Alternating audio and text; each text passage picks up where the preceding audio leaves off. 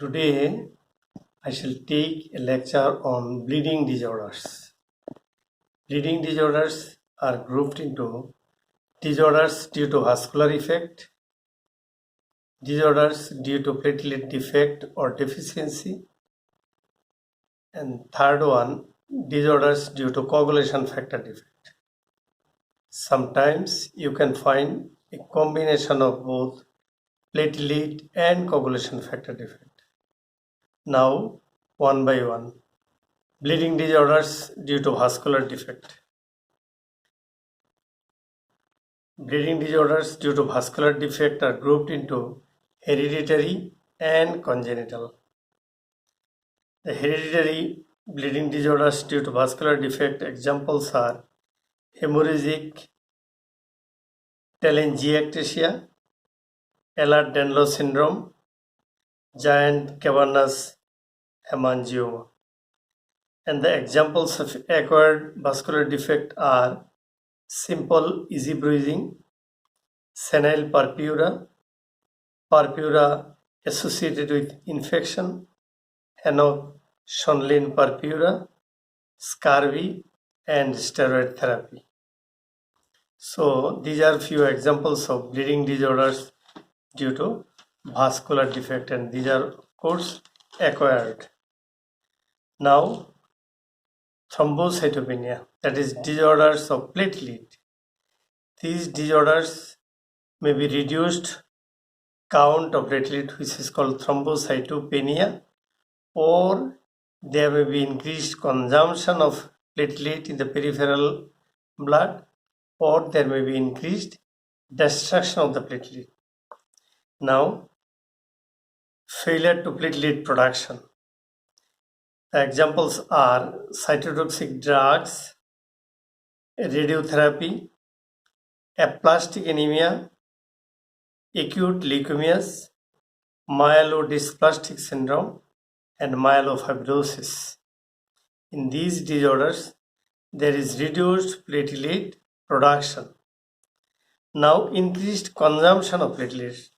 Here, the platelet production is normal, but there is increased consumption in the peripheral blood.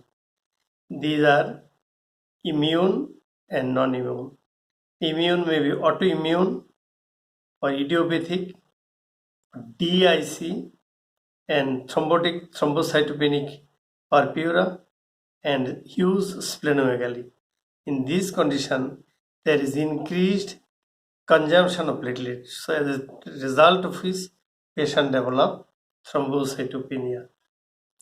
Now, thrombocytopenia as a result of drugs or toxins.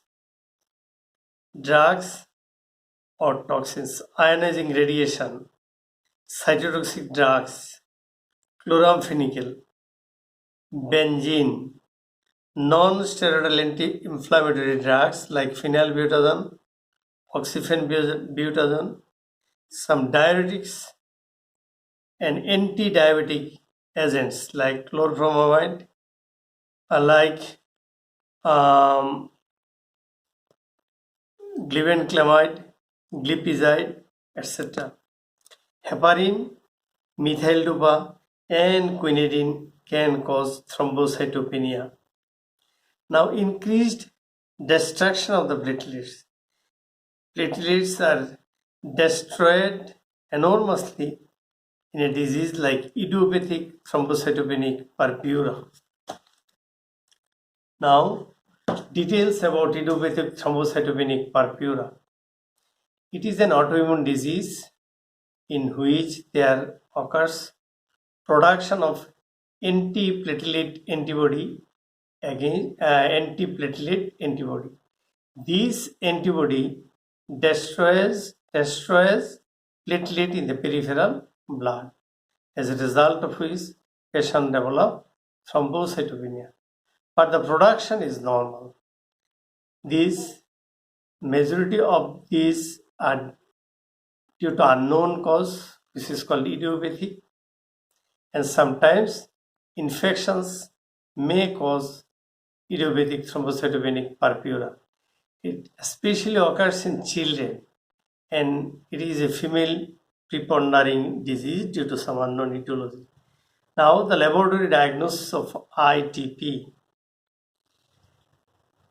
Number 1, platelet count, it is reduced. Number 2, peripheral blood film study. The comment will be thrombocytopenia. Next, bone marrow study. The bone marrow is hypercellular with increased myeloid-erythroid ratio. Erythropoiesis is normal and it is normoblastic. Leukopoiesis is active, normal, and up to the maturing form. Megakaryocytes are plenty. So, comment will be bone marrow findings are suggestive of idiopathic thrombocytopenic purpura. Now, serum test. In the serum, you can do anti-platelet antibody. You can detect platelet antibody. Again, I am telling the laboratory diagnosis of ITP. Total platelet count is reduced. Next, peripheral blood film study. Comment will be thrombocytopenia. Next, bone marrow. Hypercellular bone marrow with increased myeloid-erythroid ratio. Erythropoiesis is normal and it is normoblastic. Leukopoiesis is active, normal, and up to the maturing form. Megakaryocytes are plenty. Comment, bone marrow findings are strongly suggestive of idiopathic thrombocytopenic purpura. Next is test detection of anti-platelet antibody in the serum. So this is all about ITP. Now, bleeding disorders due to coagulation factor defect. Again, this coagulation factor defect may be hereditary or it may be acquired. The examples of hereditary coagulation disorders are hemophilia, von Willebrand disease. Again, hemophilia may be hemophilia A or classical hemophilia, hemophilia B, and hemophilia C. In all these conditions, there will be bleeding time is normal, but coagulation time is prolonged. So it is a hereditary coagulation disorder. In classical hemophilia and in hemophilia B, the females are the carrier, but males are the sufferer. Where the bleeding time is normal, but coagulation time is prolonged. Next, acquired coagulation disorders. Acquired coagulation disorders are due to DIC, that is disseminated intravascular coagulation, massive blood transfusion, anticoagulant therapy, severe liver disease, vitamin K deficiency. Because if there is vitamin K deficiency, there is deficiency of the certain coagulation factor like 2, 7, 9, 10, which are vitamin K dependent. So the patient will suffer from bleeding disorder due to coagulation factor defect. Now, DIC. DIC, you may be asked in a written examination, write short note on hemophilia, write short note on DIC. DIC means disseminated intravascular coagulation. There are a lot of causes of DIC.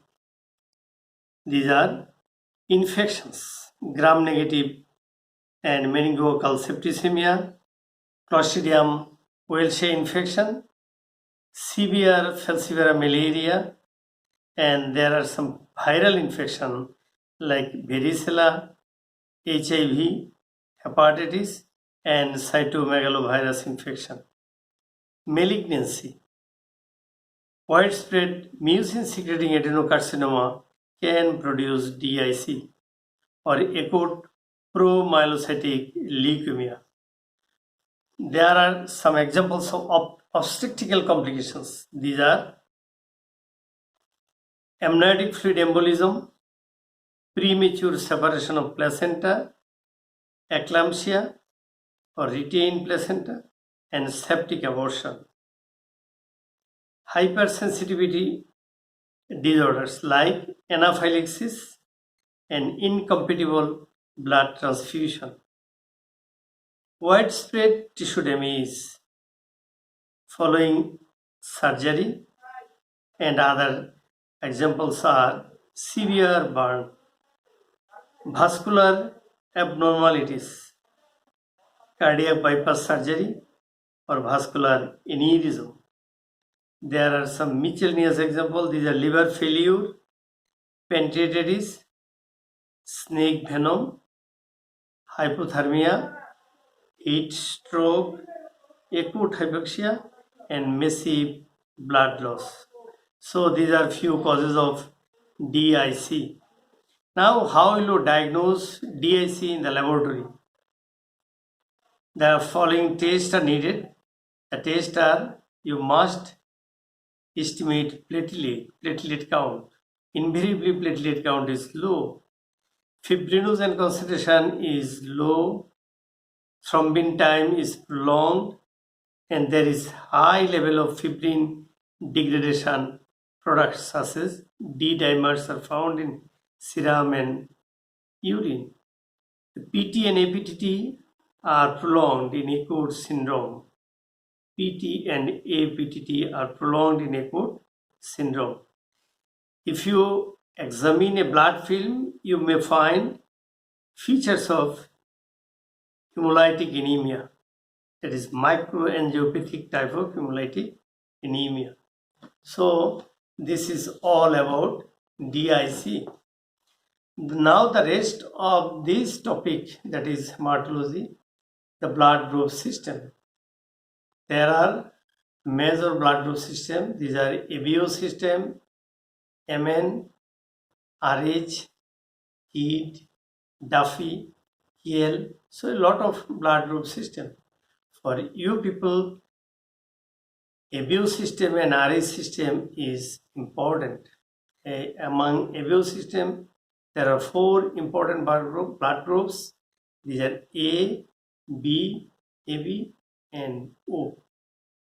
Now you may be asked in your examination, or there may be a broad question in written. That is, what are the hazards of blood transfusion? The hazards may be immediate or it may be delayed.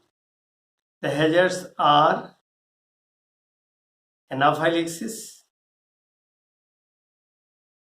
there may be fever, there may be shivering, or there may be shock. These are acute. And the delayed are heart failure, transmission of certain diseases like hepatitis B and C, malaria, syphilis, and HIV virus transmission. So these diseases can be transmitted. Of course, these are delayed, and there may be heart failure. Say for example, if the patient is in severe anemic condition, and if you transfuse massive blood, the patient may develop congestive cardiac failure. So these are a few points about blood group system. So thank you all. This is all about the hematology for you.